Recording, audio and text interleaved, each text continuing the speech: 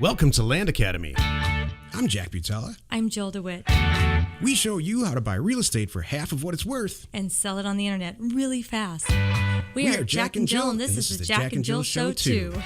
With over 15,000 completed transactions, we're the experts at acquiring property. Of all kinds, not just land. For half price and flipping them for way more. All right, let's get this show started. Jack Butala with Jill DeWit. Hello there. Welcome to our show today. In this episode, Jill and I talk about when to cut out of a great deal. When is it just too much? It's just not worth it. The money you're making on the deal, it's not worth the stuff you're going through. It just made me think of something funny. I'll tell you in a minute. I know what you're thinking. Don't steal my thunder. Okay. Before we get into it, let's take a question posted by one of our members on landinvestors.com online community. It's free. All right. Jermane asked, I have just gotten a property under contract. Yeah. And I'm looking to close on it next week. I just had a buyer go out and view it, and he found 2 grave sites. Yeah. Oh, that's hilarious. I've done this. This is really funny. I bought a cemetery on accident. This is funny.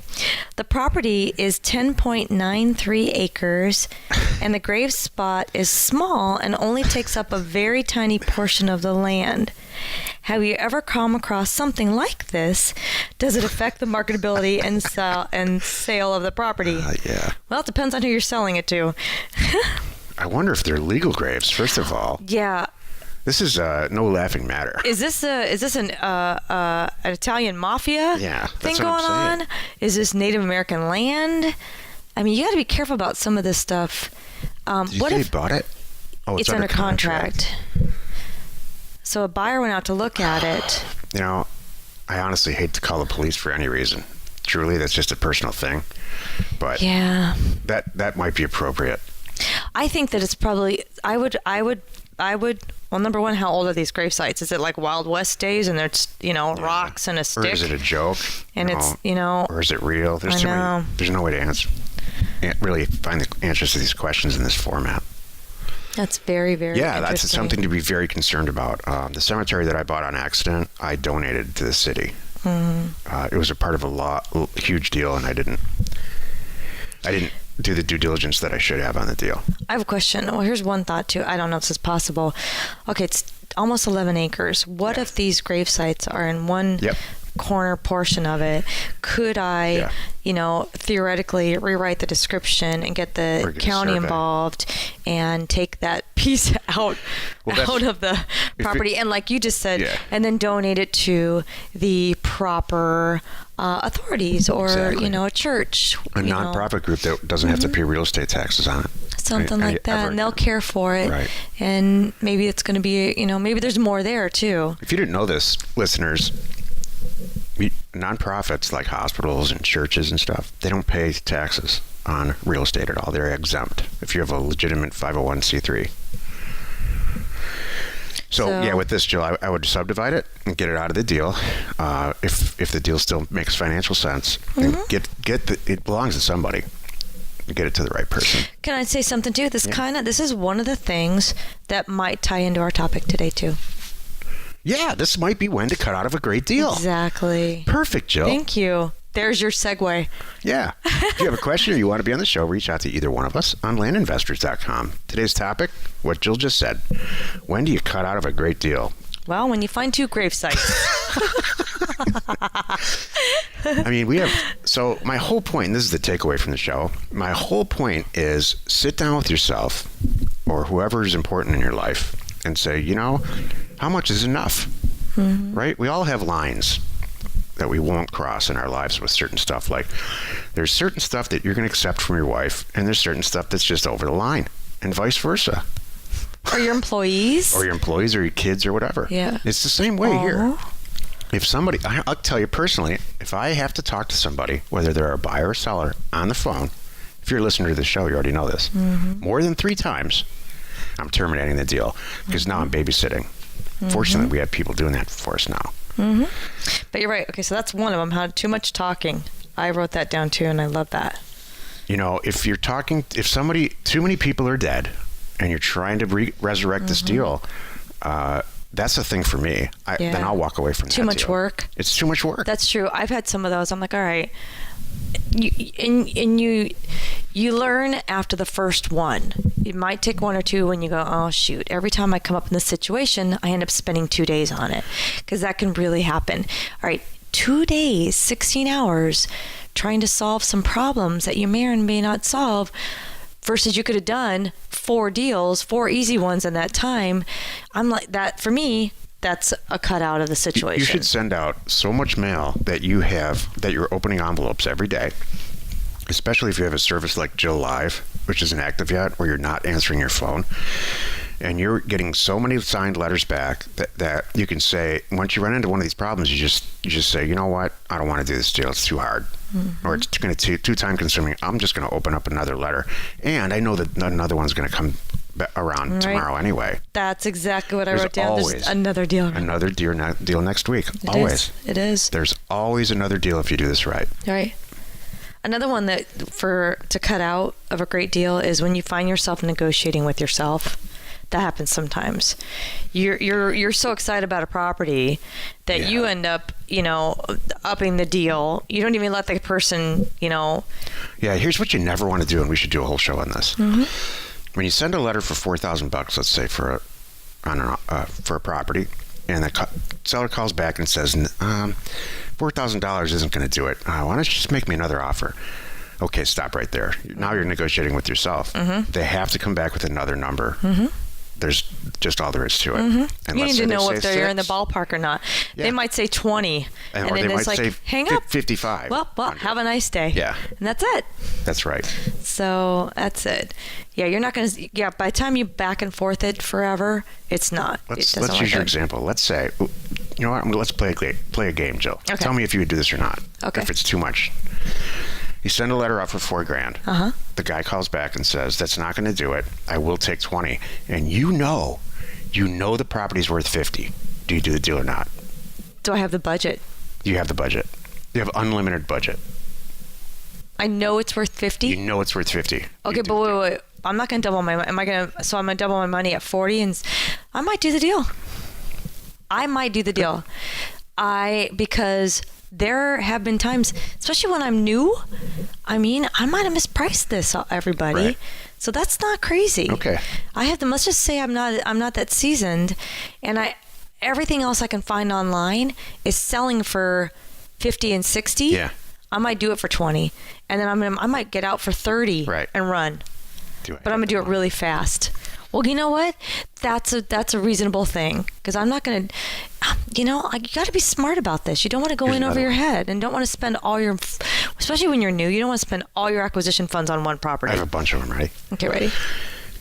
Send a letter out, $4,000. The guy calls back and says, and the property's worth 10, right? You know it's worth 10. It's worth 10. Anybody, they say we have to go through escrow. 10 wholesale? Yeah, it's worth 10 wholesale. Okay.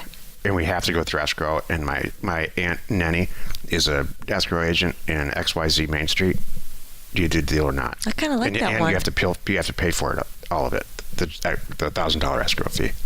Do you do the deal or not? Now it's not as fun. So you're $5,000 in for $10,000 property wholesale. Yeah, I'm going to double my money because it's really worth 20. Yeah. Then I would do it. You send a mailer out for. Am I not replying how you are? Are you trying to get me to say no? I'm not going to judge you. I differ widely on this. That's true. You send a mailer out for ranches in Santa Barbara for $1 million cash. All right. Not this is like $980,000. Okay, $980,000. You know it's worth 1.2. It's really worth $2 million, but you're going to sell it for 1.25 to a wholesale guy that you know already out there. Uh-huh. Do you do the deal? And then they call back and they say, I'll take 1.1 million for sure cash, but you have to do it on Thursday, and you know it's worth 1.25. It's worth 2 million. You're going to sell it for 1.25 because I already have a buyer ready to go. Well, why would I say no to $125,000? I'm just asking. Okay. I don't know why you'd say no either. Because I'm gonna do a double escrow, especially on that one. I got my guy lined up. Or I would get involved, and we would buy that. Yeah. Because you don't do escrow. Or just buy it. Yeah. All right, but you know what I'm talking about. I would buy it and split it. That'd give whoever hard money did it. It wouldn't be hard money. It would be an equity partner in the actual deal, don't worry.